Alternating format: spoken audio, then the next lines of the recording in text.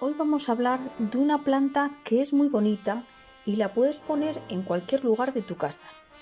Además, se trata de una planta muy buena para la salud. Vamos a hacer una cosa.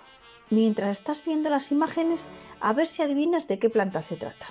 Te reto a que me dejes en los comentarios el país desde el que nos estás viendo y el nombre de la planta. A ver si de esta manera aprendemos más nombres con los que se designa a esta planta. Bueno, aprovecho ahora que estás escribiendo para suscribirte a este canal si todavía no lo has hecho. Estás en el canal de Flores y Mariposas y hoy te voy a pedir que me dejes un me gusta a este vídeo porque nos ayuda mucho a este canal y para ti es totalmente gratis. Bueno, gracias por tu colaboración. La verdad es que no sé cómo se llama esta planta en otros países, pero en España se la conoce con el nombre de gerbera. ¿Habías adivinado su nombre? La gerbera es una planta que florece aproximadamente 9 meses y medio durante todo el año, así que ya sabes, tienes que darle unos buenos cuidados para conseguir estos buenos resultados. ¿Veis qué maravilla? Qué bonitas y además tienen un montón de colores. Bueno, paso a enumerarte los cuidados que deberás dar a tu bonita planta. El primer cuidado que te voy a decir es que quites el tallo floral si es que ya ha perdido las florecillas, para que así siga echando floración. Parece una tontería, pero este pequeño acto ayuda mucho a que luego tengas nuevas flores en tu planta. Muchas veces por dejadez las dejamos ahí, pero no, aparte que hacen feo, pues no ayudan a la planta. Bueno, te recomiendo ponerla en una maceta bastante profunda. ¿Veis las imágenes? Pero no demasiado ancha, ya que se trata de una planta que necesita profundidad, pero no se extiende mucho, no necesita amplitud a la hora de echar el sistema radicular. Echa hacia arriba y hacia abajo. Como le estáis viendo en las imágenes, es muy bonita. Esta es en color rojo. Bueno, esta es una planta de interior. También debes de tener mucho cuidado con el sol.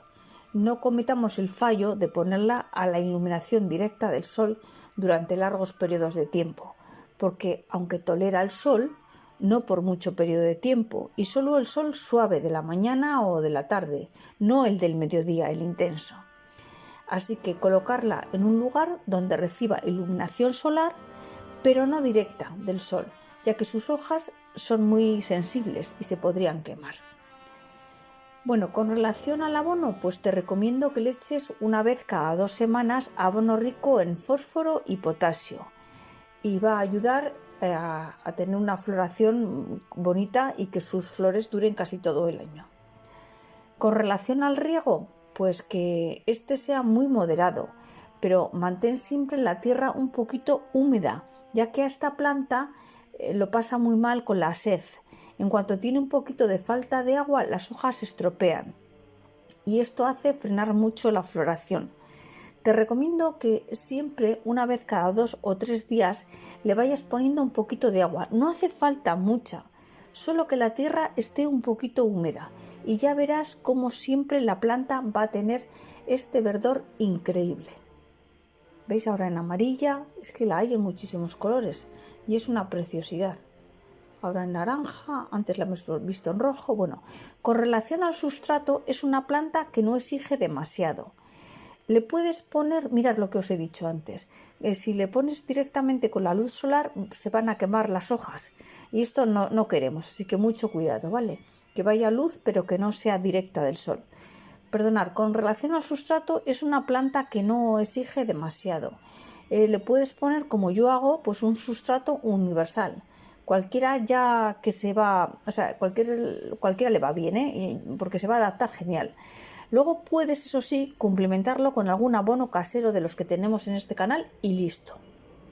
Con relación a la temperatura, decirte que no aguanta el frío, bueno, ya que es una planta de interior. Así que es una planta que podemos tenerla en un porche donde no reciba grandes cantidades de sol directo o no reciba el sol, ¿eh? Ahí sí podemos en un porche, pero es planta de interior, ¿eh? En ese lugar pues estará bien durante la primavera y el verano en el porche, pero cuando llegue el otoño o el invierno es mejor tenerla en el interior. La gerbera es una planta con altas capacidades de purificar el aire de nuestro hogar.